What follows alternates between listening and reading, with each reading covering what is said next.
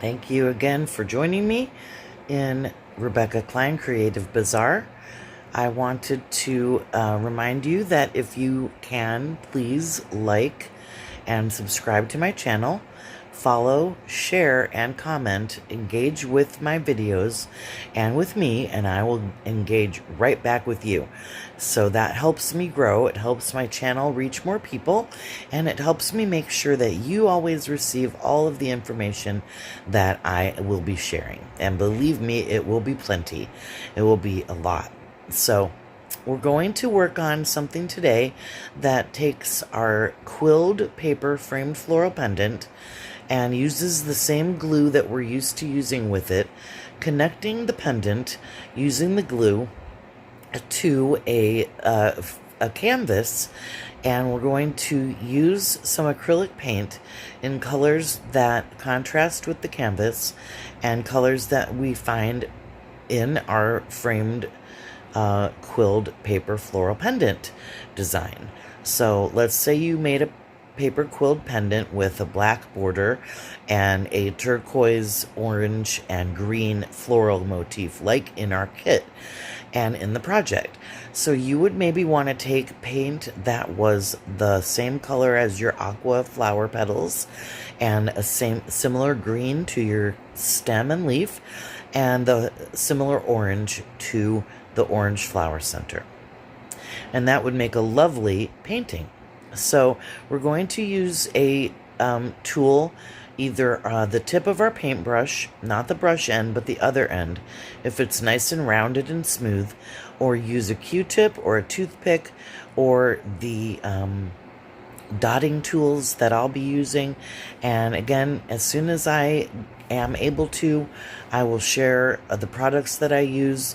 The dotting tools are used in the manicure industry as well as in painting and in pottery. They make shapes on clay. So grab something that makes a small dot. Grab your canvas and your glue, your quilled paper framed floral pendant, and please join me for this wonderful project that's going to take the quilled paper learning that we've already done and bridge that into a fine piece of fine art that you're going to enjoy displaying.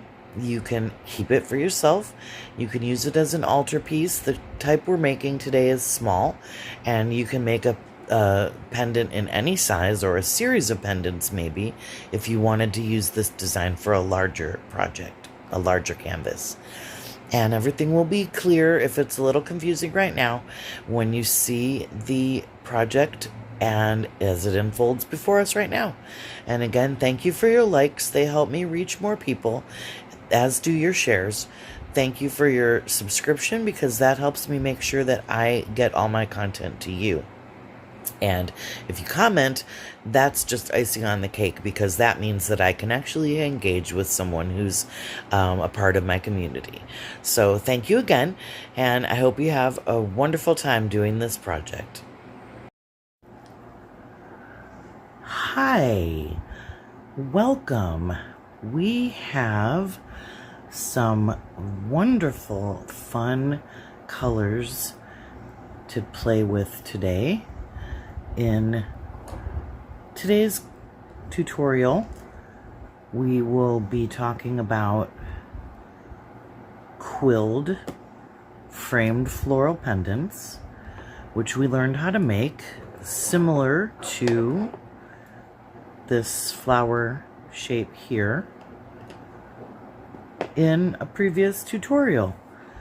Quilled paper framed floral pendants, and which I just recently dropped a brand new version of, all cleaned up to accompany the new kit for the original project that I made. And an upcoming book on the subject, I will also say.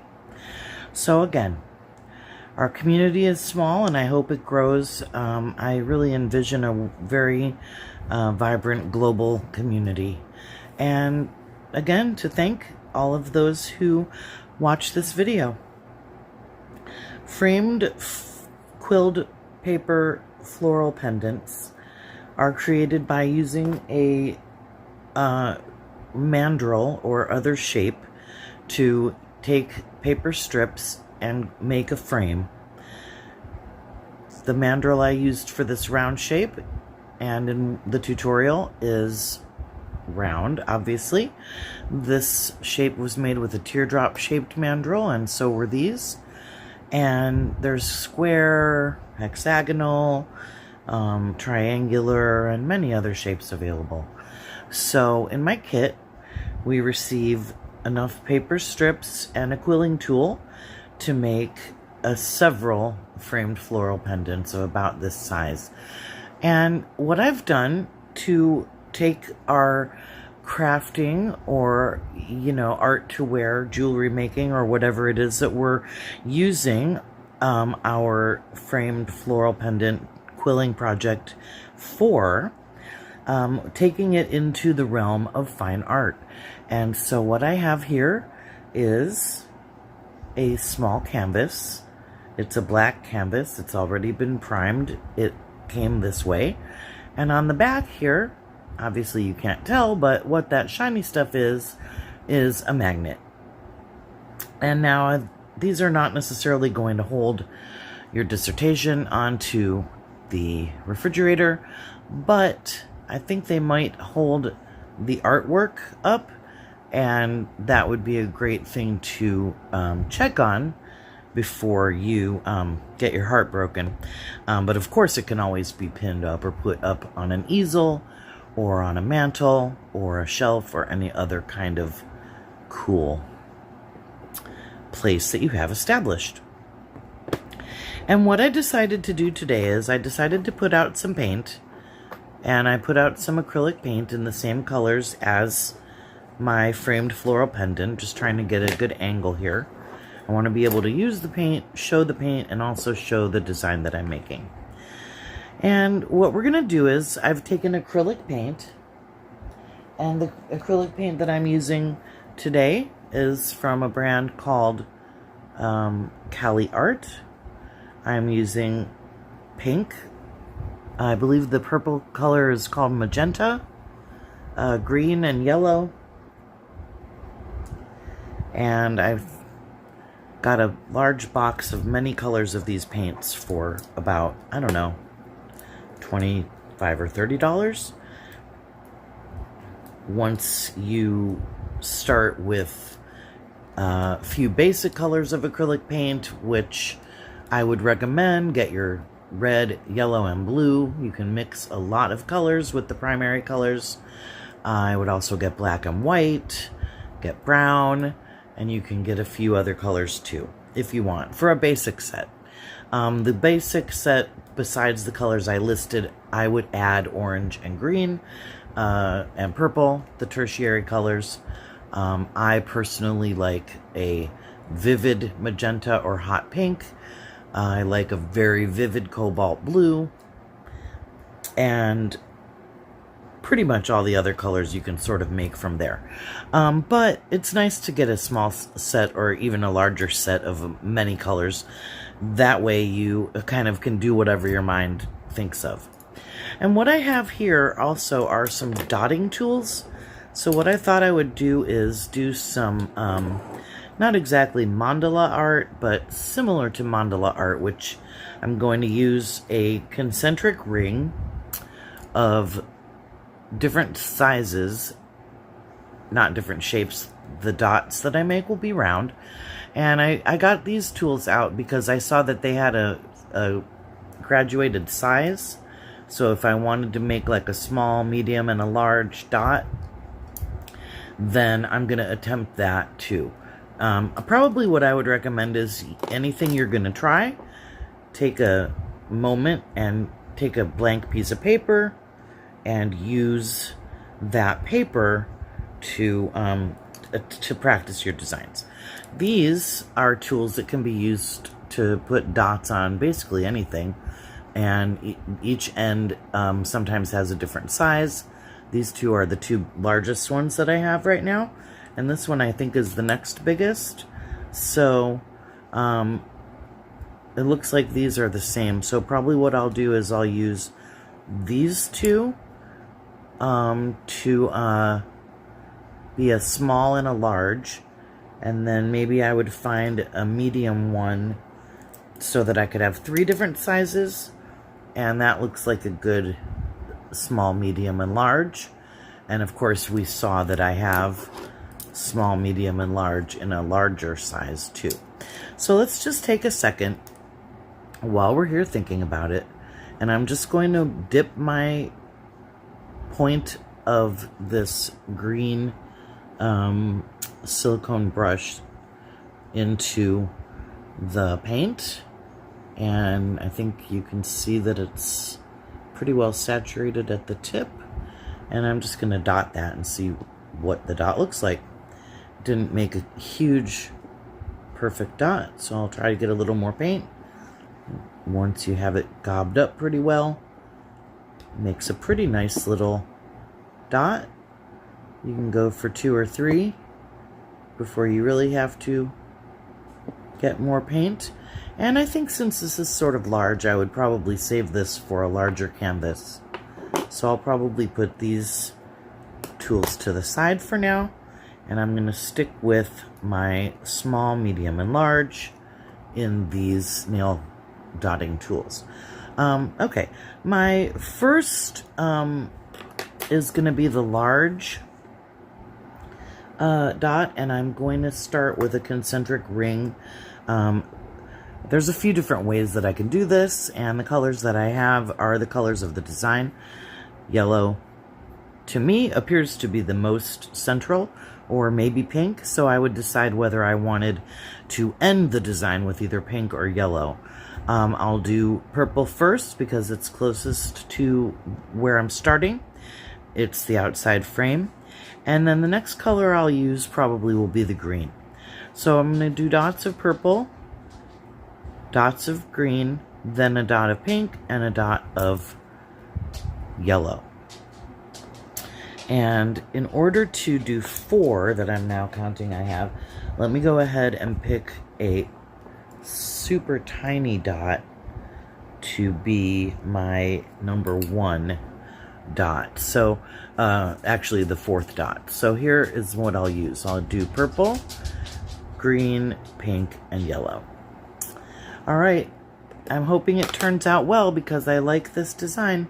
And the other option I would have would be to carefully remove this from the canvas, or if you really wanted to, you could just repaint the background of the canvas if I screw up that badly. So hopefully I won't. I'll put a little bit of paint on my dot, and I'll just make sure that it's making a good dot. And I'm going to really carefully put a dot in a few different places. Now, to me, I can see already that I'm going to run out of space for my concentric dots. At the top and bottom for sure. They'll run out the fastest. But I might run out of space in some of the other directions as well, and that's fine. So what I'm going to do is I'm going to place a couple of dots in between. Trying to be careful. I'm not perfect, and I actually haven't really tried this art form too much before, although I have done thousands of paintings with acrylic paint in my lifetime, and as you can see, I'm not uncomfortable with just jumping in and making dots. But you know what I did do? You guys probably noticed it right away. What did I do? I used yellow here instead of purple. But you know what's great?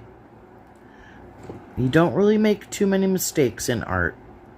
Most of these mistakes turn out to be either a blessing in disguise or,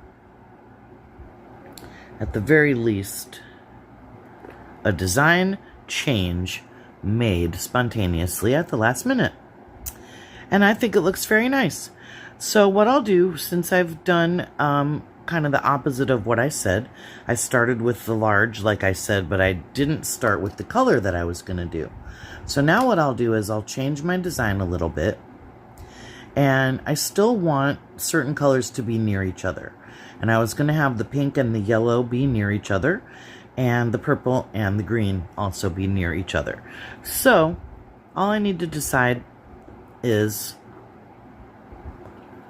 I'm going to get my next largest dot, and I'm going to use pink next. And as you can see, I've taken the lid off of the paint here. I don't know for sure that this is showing up on camera. I think it is. But I'm all about not wasting products, so of course we'll have to try to use up this last little tiny bit of paint that happens to get stuck to the lid. So next I'm going to do the same thing, but I think I'd like to try to have my dots alternating, like in almost like a brick pattern. So I'm not going to put one at the very tippy top. I'm going to put one towards the top at either side.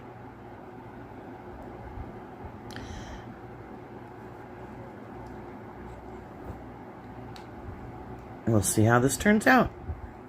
I'm going to keep making dots. We'll see what happens. I may or may not talk through the whole thing. As always,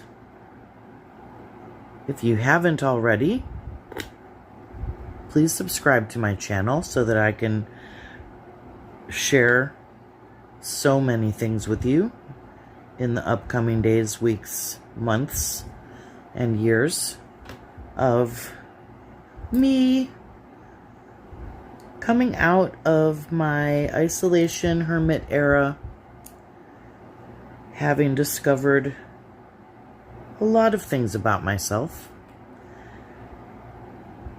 as many of you probably do, employed at a demanding full-time job.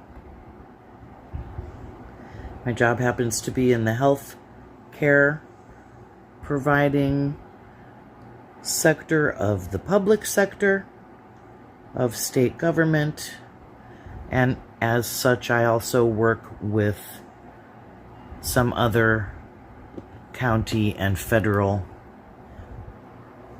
agencies. I don't have a very high paid or high powered position, but I have had a meeting today with my current supervisor and the person whose job I sort of took over because they retired, which I wish I could do.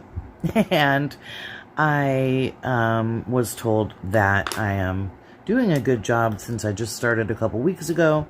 And not only that, but that I also have an important role because I'm basically the lead for the program that I'm working with. And that's fine, but I'll tell you what, and this is not something that I'm embarrassed about. Although I am very grateful for my career, which has been for 7+ years, going on 8. I will make it to 10, barely, probably, before retiring. I'm very excited about that. I wish I could do it right now, and I would. But although I'm grateful for it, I'm also restless, and I would much rather love to be able to devote all of my time and energy to creating beautiful things. Now, I think I'm going to keep the green next and do the purple on the very outside as kind of a framework for the entire piece. And again, I'll take some dots of green, and I'm going to go again in between the dots of pink, and I will add a green dot at the very top, trying to make it not get a little wonky, which it sort of did, but it can be our little secret. Because I generally find with both myself and my own appearance and things about myself that I'm uncomfortable about or anxious about, as with my work. Natural imperfections do occur. And as you put your dots on your painting, you are the creator of this personal artwork, whether you choose to display this or put this as an altarpiece. These ones are small enough they could probably even be made into a necklace if you wanted to, and that would be really pretty, really bold. But I think a little small framed or even unframed fine art canvas panel is a very nice thing to have. It's something for an artist to do something that I've been trying to do, which is integrate some of the more art to wear or jewelry types of techniques that I like to do, and integrate some more of those fine art activities like painting into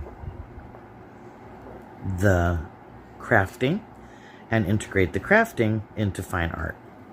Oh, almost made another mistake. Put down my second to last medium dotting tool and take out my smallest one that I'm using for this project.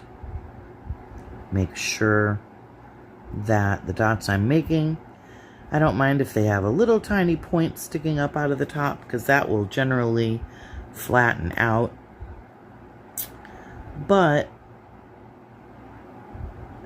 I don't want it to have a huge dot sticking up. It's not like I'm trying to make it look like an ice cream cone or anything like that.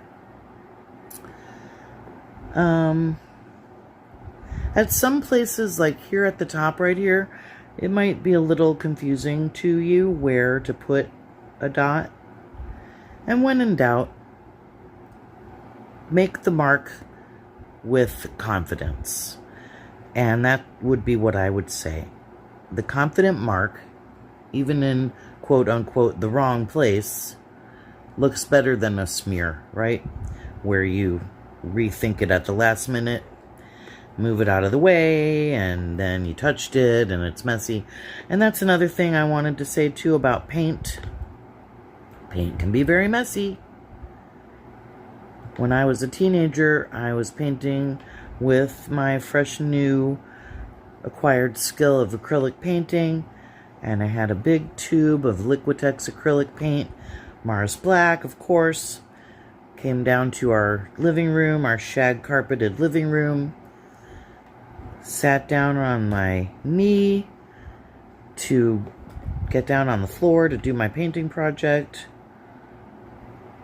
which of course I would have wanted to mention to you, if you don't have a nice plastic workstation that you can clean up easily like this, make sure you put down some newspaper. But my knee went down right onto the paint tube and squirted like a lot of it out. I don't know if the cap was off or if I had just so happened to squirt the cap off with the weight of my knee on it, but anyway, it took most of the rest of the afternoon to clean it up, and that's one of those things that you do when you're a latchkey kid. You clean up the mess you made before your parents came home. So that kind of thing has happened to me through my life, and it made me have a little bit of a trauma or anxiety about always getting in trouble and always being in trouble, and I don't do much of anything wrong, so it's really ridiculous to feel that way, you know? I have to remind myself that I'm a good person. So here we have a nice, beautiful circle or concentric rings in the shape of the teardrop around this beautiful quilled framed floral pendant, which is now not a pendant, it is now a piece of fine art on an art canvas. Now, if I wanted to, or if you, the artist, wanted to, you could continue either starting again with yellow and continuing your rings out to the edge, or you could maybe do a gradient with purple and white and do a little bit lighter purple, a little bit lighter purple, a little bit lighter purple in a smaller and smaller size dot to the outside edge. I personally think that sometimes editing oneself is important, and I am going to finish this design now. This design will be finished as is, and the last thing that I might do with a white or silver colored or possibly gold colored fine point gel marker would be to maybe practice on paper a few times and try to put my little artist's logo, which I've developed and designed. It looks like my name. I guess I can't really draw a picture of it right now because I don't really have a good paintbrush, but maybe I can. Maybe this will work. Let me show you what it would look like.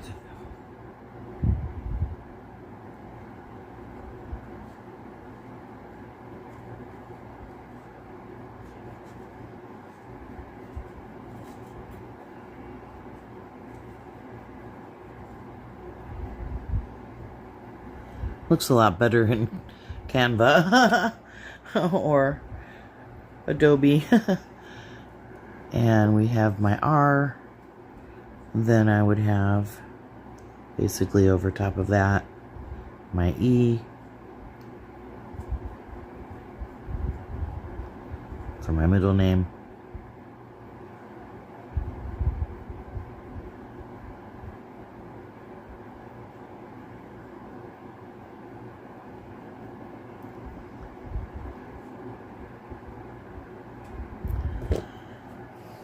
Always make sure, besides setting up your cleanliness newspapers or catalogs or something. So anyway, I made my R, I realized it was off camera, in yellow. I made my E in pink, and then I would maybe make my K in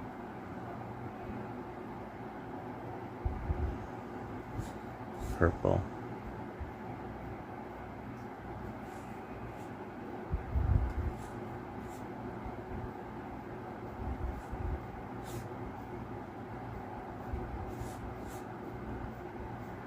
And so all the letters are superimposed upon each other. It looks a lot better when I have planned on, doing it, and I have a little nice grid made up for myself. But anyway, I would probably take a very fine point, like I said, gold or silver marker, and put a little tiny version of that at the bottom corner. But I think this turned out really cute. I'm going to make sure I don't drop it in my paint and mess it up right now. That'd be the last thing I'd want to do. Very cute. Framed floral pendant, quilled paper on a canvas, in this case magnet, using a dotting method and some acrylic paint in colors to match the project. This would be another wonderful kit for me to put together for you. And again, please subscribe, please like, please share. Please follow, and if you share it with some people who would love to gain relaxation, empowerment, and a global community of like-minded creative souls. Please comment if you can.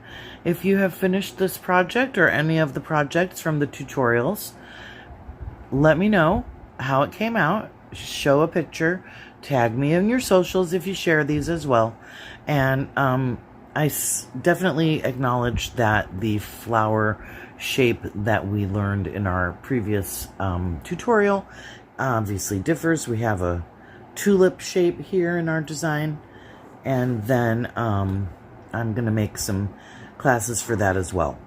I also have a lot of plans for more acrylic painting. We're going to do some acrylic painting on some things so that we can learn how to do certain techniques like blending two colors to make a realistic flower in acrylic paint, but we're going to do it on a canvas pair of shoes instead of on a canvas. And then, of course, that craft can be adapted to fine art as well. So again, quilled paper framed floral pendant used as fine art on a canvas, using dotting tools to create a lovely, radiant, concentric ring backdrop. As always, in creativity, in art, we share, we find solace, we touch the divine, and we engage with the life force. Thank you for sharing that with me. It's very profound.